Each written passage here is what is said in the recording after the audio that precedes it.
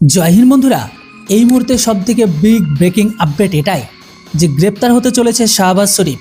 পাক প্রধানমন্ত্রীর বিরুদ্ধে জারি হলো গ্রেপ্তারি পরোয়ানা।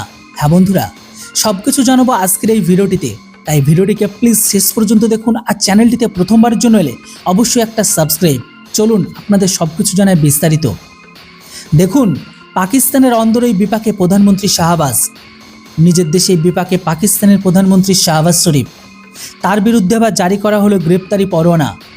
গত বৃহস্পতিবার এই ওয়ারেন্ট জারি করেছে পাকিস্তান অধিকৃত বালুচিস্তানের নির্বাসিত সরকার। সেই গ্রেপ্তারি পরোয়ানা সোশ্যাল মিডিয়ায় প্রকাশ্যে এনেছেন বালোচ নেতা মীর ইয়ার বালোচ।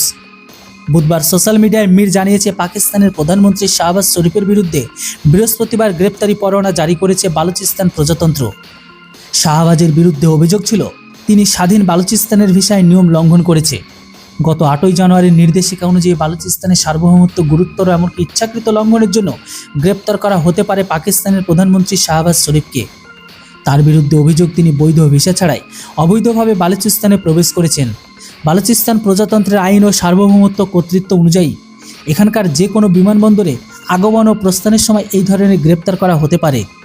বালুচদের তরফে স্পষ্টভাবে জানানো হয় যে বালুচিস্তান একটি স্বতন্ত্র সার্বভৌমত্ব স্বাধীন রাষ্ট্র, ফলে কোনো ব্যক্তি এখানকার অভিবাসন আইনের ঊর্ধ্বে নন। পাকিস্তানের প্রধানমন্ত্রীও নন।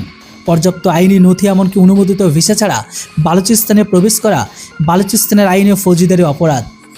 অনুমতি ছাড়া কাউকে বালুচিস্তানের আকাশপথ বা সমুদ্রপথে প্রবেশের অনুমতি দেওয়া হবে না।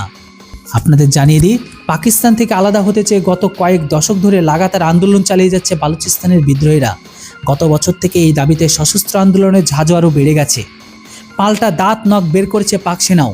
গত বছর জানুয়ারি মাসে থেকে প্রায় 450 মানুষ প্রাণ হারিয়েছেন বালুচিস্তানে, যাদের অধিকাংশ নিরাপত্তা কর্মী। অন্যদিকে ট্রেন ও হাইজ্যাকের পাশাপাশি লাগাতার চলছে আত্মঘাতী হামলা।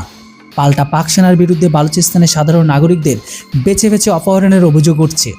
সব মিলে তীব্র হয়ে উঠেছে স্বাধীনতা আন্দোলন। সেই পথে হেঁটেই এবার পাক প্রধানমন্ত্রীর বিরুদ্ধে গ্রেপ্তারি পরোয়ানা জারি করল বালুচিস্তান।